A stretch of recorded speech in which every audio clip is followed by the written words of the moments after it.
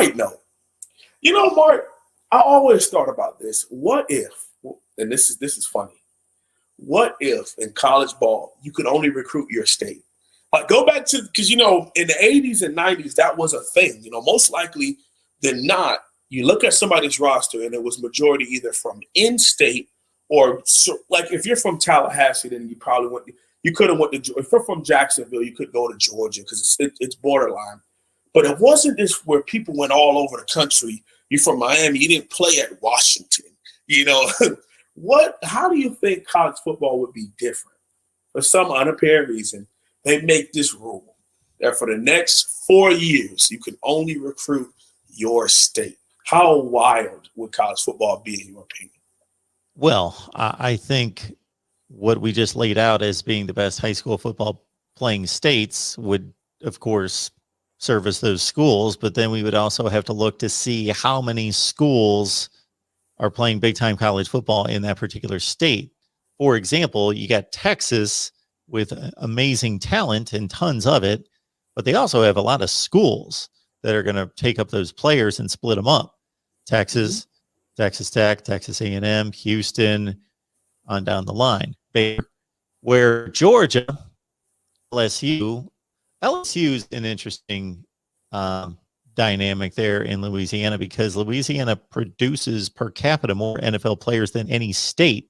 It's just not a highly populated state. We were looking at it and making some comparisons to Ohio yesterday, and there's like 13 million people in Ohio, and there's 4.5 million people in Louisiana. It's just not a highly populated state. But for there's 4 million people in the whole state? Yeah. In Louisiana, there's 4.5 million people. Yeah, I'll double check. That's horrible. That's horrible.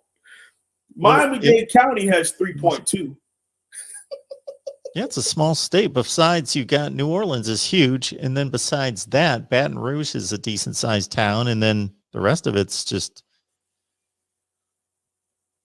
So. No way. I'm going to double check here. Does sound rather 4.6 million. Yeah. That doesn't even 4.6 million in Louisiana. Yeah. That's bad. Anyway, the reason why I just think it could work both. And you guys know this is off-season talk for us. I mean, we start throwing out questions like this is real off-season talk. But how many teams will be affected like that? I mean, especially you look at a powerhouse like Bama. No more going into South Florida to build your wide receiver core. So, Bama would take a huge hit, and they'd have to share with Auburn. Auburn and Bama would take a huge hit. Yep. Then let's think about teams like LSU would be so happy because Alabama goes and takes the best out of Louisiana almost every year. I think they won their first big recruiting battle for that safety this year. That was the highest rated recruit in that state that they kept home, besides Leonard Fournette, way back in my recruiting class in 2014. 7 years ago was the last time that they were able to hold down the fort and keep the top rated recruit home. I'm going to say that LSU would benefit in any school in the country right off the top of my head. They're the only team in the state. If you think, they're the only. I mean, the other beautiful thing is what would it do for young men? So if you happen to be a 3-star, you probably gonna get your chance at LSU. It will give you an opportunity.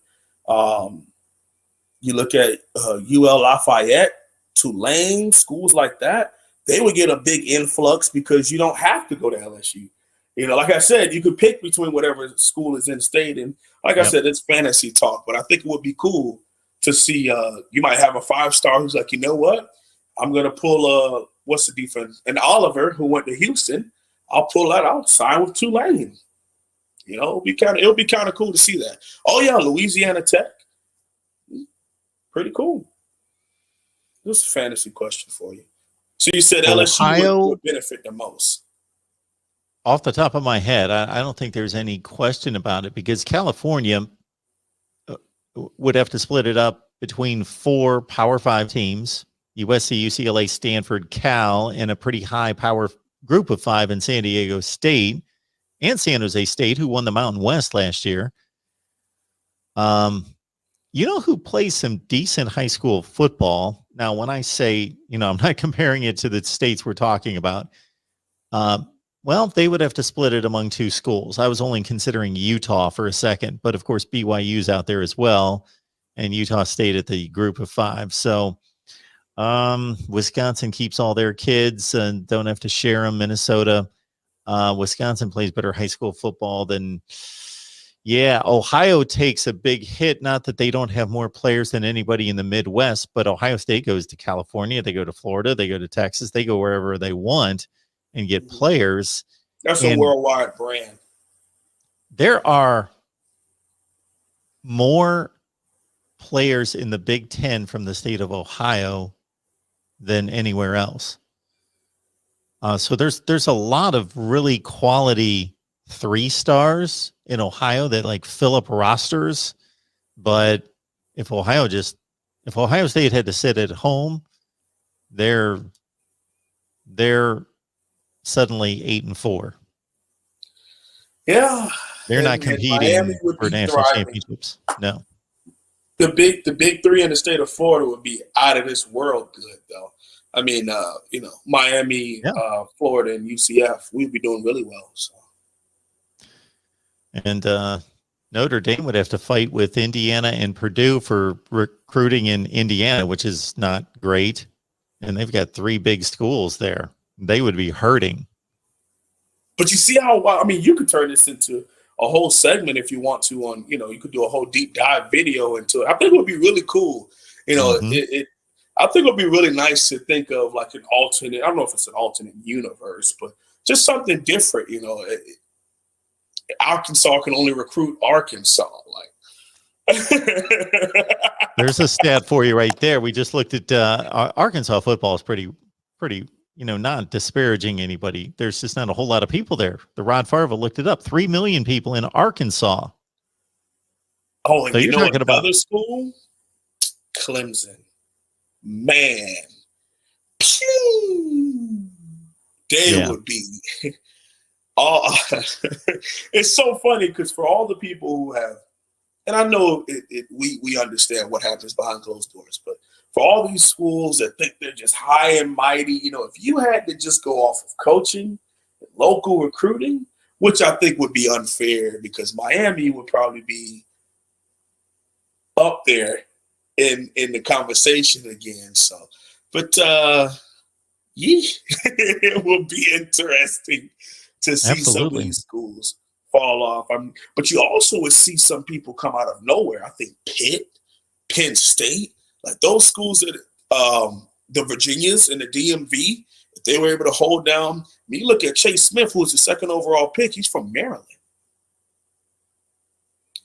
So imagine him signing with Maryland as opposed to signing with the Ohio State. You look at Jeff Okuda. He's from I think Waco, Texas. He can sign anywhere in Texas, but think about that. It'd be cool. The number 1 quarterback in the country this year is out of Texas, but signed at Ohio, or he committed to Ohio State.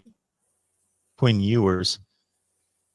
But Virginia and Maryland would have to battle over the DMV. They would have to battle over DC. Because there's no school in DC. Yeah. I think it would be really cool. Then you also think about the FCS level too. So imagine, your HBCUs, your historic Black colleges and universities, they would get an influx of players also to attend their schools. I think that would be really cool also. I think Rutgers might get a little bit better. Rutgers, like I said, you could go really deep with this, Mark. I'm telling you, I'm giving you a New Jersey's pretty good. And Rutgers would be able to keep everyone. They lose most of them. Exactly. The number 1 player in Rutgers, one of the top players in the state of New Jersey, I remember, defensive lineman, went to Ole Miss. They're going all over the place. Michigan and Wisconsin go out to New Jersey and take players all the time, and so does Penn State.